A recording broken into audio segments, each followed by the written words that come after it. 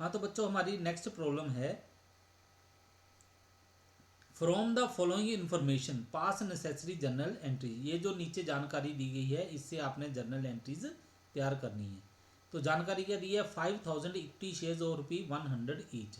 तो एक शेयर है उसकी कीमत 100 रुपया है, तो 500 शेयर जो है इक्विटी शेयर, ठीक है, तो उनका पैसा कितना बन रहा है, वो बन रहा है 5 लाख रुपए। यानी कि 5000 इक्विटी शेयर हैं, एक शेयर की कीमत 100 रुपया है, तो टोटल अमाउंट बन गई इनकी 5 लाख रुपया। यानी कि इक्विटी शेयर कैपिटल 5 लाख रुपए की बन गई है। कैपिटल रिजर्व 50,000 के दिए गए हैं। सिक्योरिटीज प्रीमियम अकाउंट 30,000 रुपये का है। कैपिटल रिडम्पशन रिजर्व 40,000 रुपये के हैं। जनरल रिजर्व 1 लाख रुपये के हैं। सरप्लस अकाउंट 70,000 रुपये का है। तो आगे क्या कहा गया है, the company decided to issue to equity share holders bonus shares at the rate of 1 share for every 4 shares held.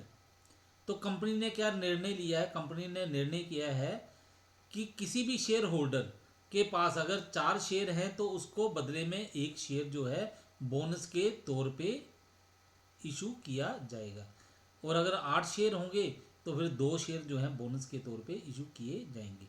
यानी कि ये एक रेशो रखी गई है बोनस शेयर इशू करने के लिए, वो है 1:4 की। यानी कि 1 बोनस शेयर और 4 जो है उनके पास पहले से ही होने चाहिए, ठीक है, equity share. Company decided that there should be the minimum reduction in free reserve. और कंपनी ने ये भी निर्णय लिया है कि जो फ्री रिजर्व हैं उनमें कम से कम कमी की जाए, ठीक है। तो फ्री रिजर्व क्या होते हैं, फ्री रिजर्व वो वाले रिजर्व हैं, ठीक है, वो संचय हैं जिनका उपयोग जो है लाभांश प्रदान करने के लिए किया जाता है, ठीक है। तो इसके लिए हम कंपनी अधिनियम 2013 की धारा 2 उपधारा 43 की डेफिनेशन जो है उसका उपयोग कर सकते हैं। वो क्या है, ये जो कंपनी अधिनियम 2013 की धारा 2 उपधारा 43 के अनुसार मुक्त संचयों से आशय है जो लाभ नवीनतम अंकेक्षित स्थिति विवरण के अनुसार लाभांश के रूप में वितरण के लिए उपलब्ध हैं, ठीक है। सीधा सा मतलब क्या है, जो संचय जो हैं लाभांश के लिए उपलब्ध हैं उन्हीं को हम बोलेंगे फ्री रिजर्व, ठीक है।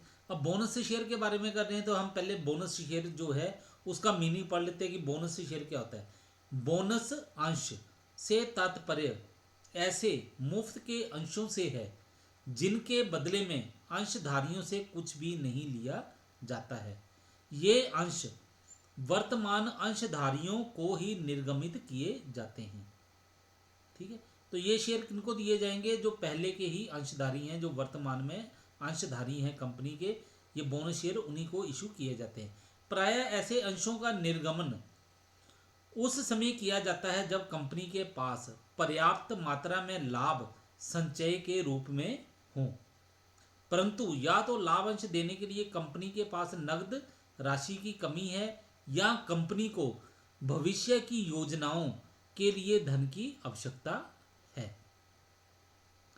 इससे क्या होता है, अंशधारियों को अंश फ्री में मिल जाते हैं, इसलिए वो खुश हो जाते हैं, और कंपनी जो है, ठीक है, उनको किसी प्रकार का नकदी में भुगतान नहीं करना पड़ता। तो ये कंपनी के लिए भी फायदेमंद रहते हैं। पर बोनस अंशों के निर्गमन से कंपनी के लाभों में से संचयों के शेष में कमी हो जाती है, ठीक है। चलो ये तो आपको इसके मीनिंग के बारे में बता दिया। अब जो हमारा ये न्यूमेरिकल है, मेन जो सोल्यूशन हमने करना है पहले उसके बारे में देख लेते हैं हम लोग, ठीक है। ये पार्ट जो है आपने थ्योरी में भी पढ़े हैं, थ्योरी में देखे होंगे, ठीक है। तो इसका सोल्यूशन करते हैं। तो पहले ये बात आपने याद करनी है, sources for issue of bonus share. ये जो बोनस अंश हैं इनका जो उपयोग आपने करना है उसके लिए जो हमारे पास संसाधन होंगे, साधन होंगे, वो कौन कौन से हैं, स्रोत कौन कौन से हैं। आपने जो बोनस शेयर हैं वो ये वाले जो स्रोत हैं इनमें से ही आपने इशू करने हैं। इसके अलावा और कहीं से आप बोनस शेयर जो है इशू नहीं कर सकते हैं। एक है capital redemption reserve, securities premium reserve, general reserve, surplus in profit and loss statement, development rebate reserve, investment allowance reserve, debenture redemption reserve, any other free reserve, ठीक है। तो इसके लिए एक नोट भी आपको बताया गया, वो क्या है, first two reserves are utilised only for issue of fully paid bonus share. ये जो पहले दो रिजर्व हैं, कैपिटल रिडेम्पशन रिजर्व और सिक्योरिटी प्रीमियम रिजर्व, इनका उपयोग जो है सिर्फ फुली पेड बोनस शेयर के लिए ही किया जाएगा, और ये जो पार्टली पेड शेयर होंगे इनके लिए ये जो पहले दो रिजर्व आपको बताए गए हैं इनका उपयोग नहीं होगा। Capital reserve can not be used for issue of bonus share. और एक और बात याद रखनी है कि कैपिटल रिजर्व है उसका भी उपयोग जो है आप बोनस शेयर इशू करने के लिए नहीं करोगे, ठीक है। हाँ, अगर आपको क्वेश्चन में ही दिया गया है कि कोई परमिशन लेके कैपिटल रिजर्व का उपयोग किया जा रहा है तब आप उपयोग कर सकते हो, नहीं तो आपने कैपिटल रिजर्व जो है इसका उपयोग आपने बोनस शेयर इशू करने के लिए नहीं करना है, ठीक है। तो अब देख लेते हैं कि बोनस शेयर कितने इशू होंगे। Number of bonus share 5000 share हैं इक्विटी शेयर होल्डर, तो 4 शेयर के बदले में एक बोनस शेयर दिया जा रहा है, तो 5000 शेयर के बदले में कितने बोनस शेयर इशू होंगे, 1250। कैलकुलेशन करके देखना। अमाउंट ऑफ बोनस, बोनस की राशि कितनी बन जाएगी, 1250 शेयर है, एक शेयर की कीमत 100 रुपया है, ठीक है। तो ये राशि बन जाएगी 1,25,000 रुपये। तो अब हम लोग इसकी जर्नल एंट्री करते हैं। तो सबसे पहले हम उपयोग कर लेंगे कैपिटल रिडेम्पशन रिजर्व का, सिक्योरिटी प्रीमियम का, फिर कोई राशि बचती है तो जनरल रिजर्व जो दूसरे रिजर्व होंगे उनका उपयोग कर सकते हो। Capital redemption reserve account debit, ठीक है, ये जो बोनस शेयर इशू करने हैं उनके लिए हम उपयोग करने जा रहे हैं रिजर्व का। तो कैपिटल रिडेम्पशन रिजर्व देखो हमारे पास कितने हैं, यहाँ पे हमारे पास कैपिटल रिडेम्पशन रिजर्व जो है वो है 40,000 की, हमने 40 का 40,000 उपयोग कर लिया। फिर उसके बाद सिक्योरिटी प्रीमियम अकाउंट में कितना है हमारे पास 30,000, इसका हम 30 का 30,000 उपयोग कर लेंगे। और ये कैपिटल रिजर्व है 50,000, ये तो आपने उपयोग नहीं कर। फिर उसके बाद अगर पैसे बचेंगे तो जनरल रिजर्व में से उपयोग कर लेंगे। अगर जनरल रिजर्व का उपयोग करने के बाद भी अगर कुछ शेष रह जाता है तो सरप्लस अकाउंट का यूज़ किया जाएगा। तो चलो पहले हम यूज़ करते हैं कैपिटल रिडेम्पशन रिजर्व अकाउंट। 40,000 रुपया इसका पूरे का पूरा यूज़ कर लिया।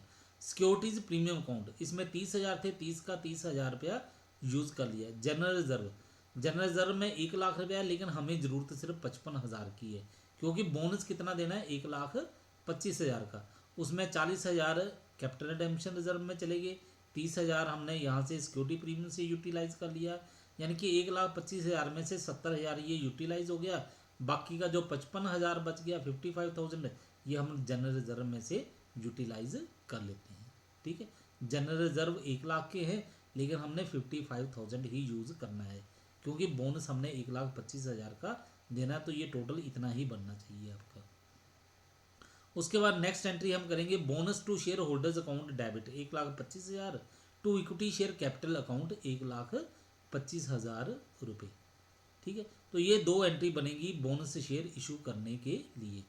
तो आपको मैंने फिर बार बार एक बात बताता हूँ आपको कि ये जो जर्नल एंट्री करनी है आपने हमेशा जर्नल का प्रोफॉर्मा बना के ही करनी है, ठीक है। और नरेशन जरूर लिखनी है इसके बारे में, ठीक है। ये जो पहला पार्ट है, ये पहली जर्नल एंट्री की, इसमें आपने क्या किया, इसमें आपने ये जो सोर्सेज थे बोनस शेयर इशू करने के लिए उनका उपयोग किया, आपने उनका यूटिलाइज किया उनको, ठीक है। उसके बाद दूसरे में आपने क्या किया, बोनस शेयर होल्डर थे, ठीक है, उनको आपने इक्विटी शेयर कैपिटल जो है वो प्रदान कर दी है, ठीक है, इशू कर दी है, उसके लिए एंट्री होगी आपके पास।